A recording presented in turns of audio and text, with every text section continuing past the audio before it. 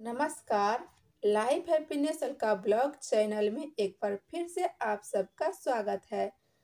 दोस्तों, जो भी हमारे चैनल पे नए फ्रेंड हैं तो चैनल को सब्सक्राइब करके ऑल बटन प्रेस कर लीजिए ताकि मेरे हर एक वीडियो का आप आनंद ले सकें। तो आज की कहानी है बेटी का घर है, कोई होटल नहीं। किशोर, आज मेरे पापा दिल्ली आ रहे हैं। अच्छा, घर ही आ रहे हैं क्या?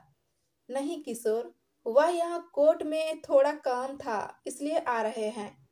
थोड़ा रुक कर रोहिणी फिर बोली। किशोर, पापा को वापस आते हुए शाम हो जाएगी, काफी देर हो जाएगी।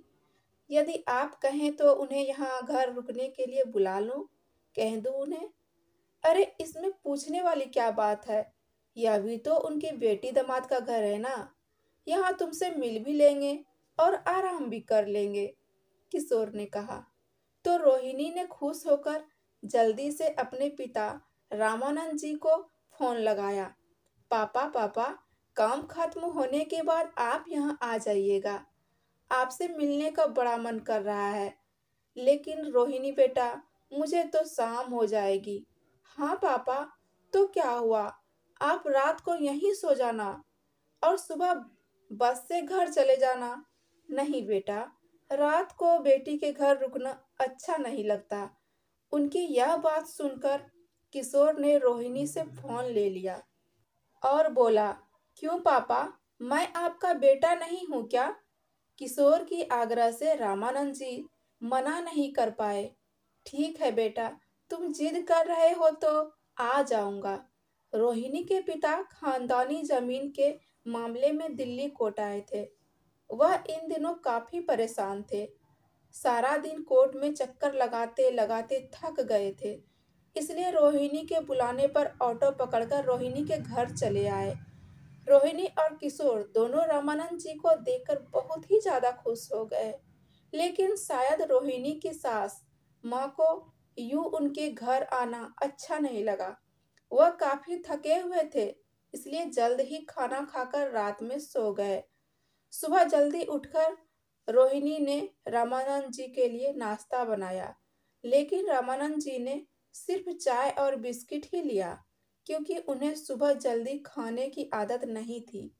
जाते समय उन्होंने अपने बटुए से 500 रुपये निकालकर रोहिणी को देने लगे, तो रोहिणी ने मना करते हुए कहा, नहीं पापा, आज कोई त्योहार थोड़े ना है, बस आपको देखने का मन था तो बुला लिया। रामानंद जी का बस का समय हो रहा था। किशोर ने मोटरसाइकिल से उन्हें बस स्टैंड छोड़ दिया। रामानंद जी के घर से निकलते ही रोहिणी की सास ने रोहिणी को ताना मारते मारते इतना रुला दिया। कहा, क्या तुम्हारे पिताजी को रीति रिवाज की कोई ज्ञान नहीं है? इतना भी नहीं पता कि बेटी की ससुराल में कुछ खाते पीते हैं तो कुछ शगुन देकर जाना चाहिए, जहां आकर सो गए और खा पीकर चलते बने। रोहिणी आश्चर्य से अपनी सास का मुंह देखते रह गई। उसे अपने पिता का अपमान सहन नहीं हुआ और वह बोल पड़ी, माफ कीजिएगा माँ जी, मेरे पिताजी सिर्फ मिलने आए थे। रही लेने देने की बात तो 1 महीने पहले ही वह सावन का शगुन देकर गए थे। और हाँ, मैं भूल गई थी कि बेटी का ससुराल सराय नहीं 5 स्टार होता है, जहाँ चाय नाश्ते के लिए भी 500 रुपये देने पड़ते हैं। इतनी देर में किशोर अपने ससुर जी को छोड़कर वापस आ गया था। उसने सारी बातें सुन ली। उसने दोनों को चुप कराते हुए कहा, अच्छा, अब मुझे समझ में आया कि पापा जी यहाँ आने से आनाकानी क्यों कर रहे थे। यह घर ना तो कोई सराय है, ना ही कोई होटल। यह उनकी बेटी दामाद का घर है, जहाँ वह जब मर्जी आ सकते हैं, रह सकते हैं, अपनी बेटी से मिल सकते हैं। इसमें कोई रोक टोक नहीं होना चाहिए माँ जी। जिस बेटी को उसने इतनी सालों तक खिलाया, क्या उसे बेटी के घर एक वक्त का नहीं खा सकते? किशोर की माँ के पास इन शब्दों का कोई जवाब न था। खुशी के आंसू छलक पड़े रोहिणी की आंखों से। आज के ज़माने में जब सब बेटा और बेटी दोनों एक होने का दुहाई देते हैं, वहाँ इन खोखली रीति-रिवाज़ों को इतना महत्व क्यों दिया जाता है?